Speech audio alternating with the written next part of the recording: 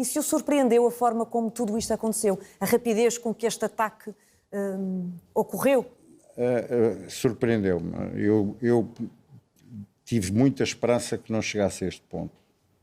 Tive muita esperança que as autoridades, quer ocidentais, e eu aí sou um bocado diferente, toda a gente gosta de pôr a culpa no Putin, e eu acho que nós, ocidentais, os líderes ocidentais, sobretudo aqueles que incentivaram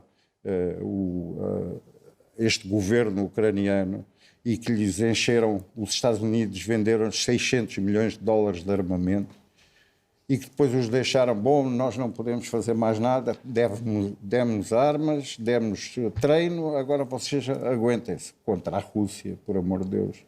Portanto, para mim, os líderes ocidentais, a NATO, o presidente americano, o Sr. Boris Johnson, e a União Europeia tiveram um comportamento que também nas bordas do criminoso, tão mau como o do Putin. E, portanto, para mim, não ao contrariamente a muita gente, entendo que estão todos muito bem uns para os outros. Eu surpreendeu-me porque pensei que o Sr. Putin ia defender aquela gente das duas repúblicas separatistas.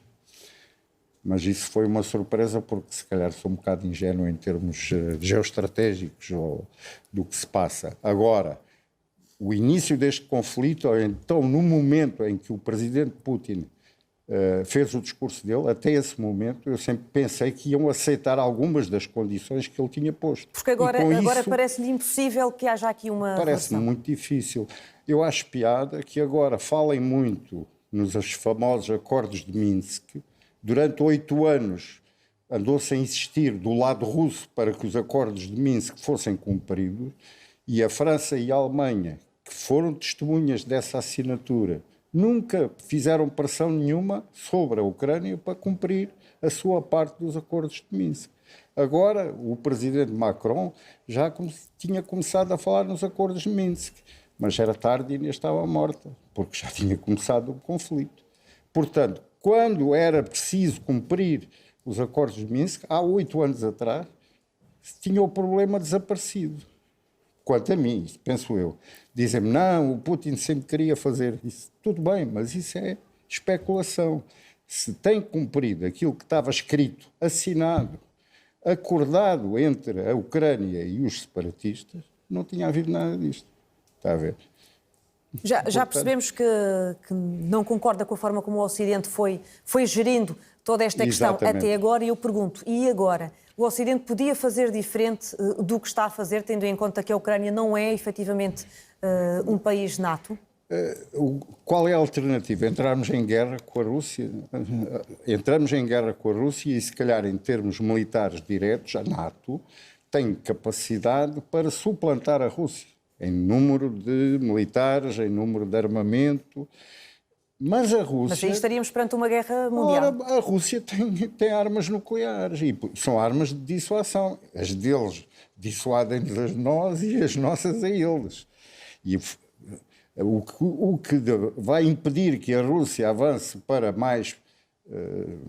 o interior da Europa, para reconstituir o tal Império Soviético, eu não acredito que seja a intenção dele. Mas, portanto, o plano final, no seu entender, é a Ucrânia? É a Ucrânia, e pôr na Ucrânia um governo que lhe seja simpático. Sr. Major-General, o que é que lhe dá essa certeza? Porque senão é uma loucura da parte do Putin, e o Putin é tudo menos louco. E é uma loucura da nossa parte se o formos provocar.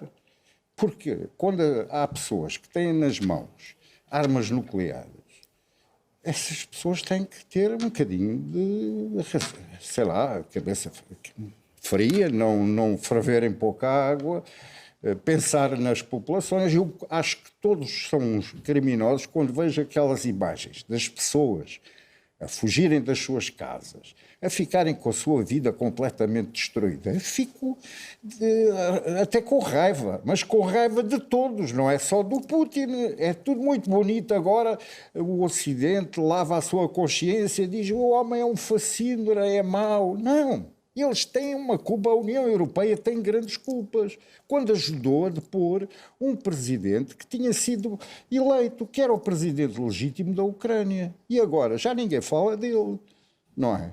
Mas quem é que ajudou a depor o Yanukovych? Foram os Estados Unidos e foi a União Europeia. A senhora Catherine Ashton foi para as manifestações em Kiev. Agora não, o mau é o Putin, por amor de Deus. Quer dizer, quem é que pôs lá este governo? Mas este governo foi eleito democraticamente. Foi. E os 8 milhões de russos que não votaram? Sr. Major-General, mas não invalida que tenha cercado um país inteiro e que tenha colocado tropas e que uma tenha invadido vergonha. esse país? É uma vergonha. Não tenho dúvidas. Para As mim culpas também são é repartidas. inaceitável As que culpas se são... ataque um país. Mas as culpas não são só dele. No meu entender, quando o puseram num beco sem saída, o que é que ele fazia a seguir? Tinha que atacar a Ucrânia, obviamente. Portanto, sentiu-se ameaçado. Perdia a face, voltava atrás. No dia a seguir, punham-no na rua do Kremlin também.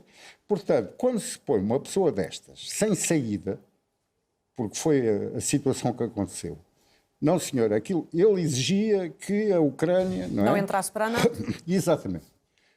Qual era o problema do senhor Zelensky, que agora está a pedir para haver conversações, dizer-se, ok, a gente não entra para nada. Expliquem-me lá, qual era a dificuldade dele dizer isso? Ele não pode entrar para nada. Assumia perante outro Estado, que não é, ou seja, a Ucrânia é um Estado soberano, portanto estaria a assumir perante a Rússia que estava a fazer uma cedência. Claro, e a Rússia estava também a fazer uma cedência, não é? Porquê que não entendo, desculpe, faz-me um bocado de espécie, e porque alguém... Eu vou recordar um bocadinho, se me permite, um bocadinho de história. No início da guerra da Jugoslávia, houve uma conferência em Lisboa e um acordo de paz para a Bósnia. O famoso Plano Cutileiro, que dividia a Bósnia em cantões. Toda a gente assinou o acordo. Os bosníacos, os sérvios, os croatas. Os americanos disseram ao presidente Izetbegovic da Bósnia: você aceitou isso, não faça isso, tal, você agora está numa parte fraca, vai ficar só com não sei quanto % do território. Passados 20 anos de guerra, 100 mil mortos, fechou os acordos de Dayton. A área atribuída aos bosníacos, aos croatas e aos sérvios é quase coincidente com aquela que estava no plano cutileiro feito em Lisboa. Só porque a gente disse, não aceite isso, você vai, depois ganha aqui um bocadinho mais ali. Já viu? Aqui foi quase a mesma coisa.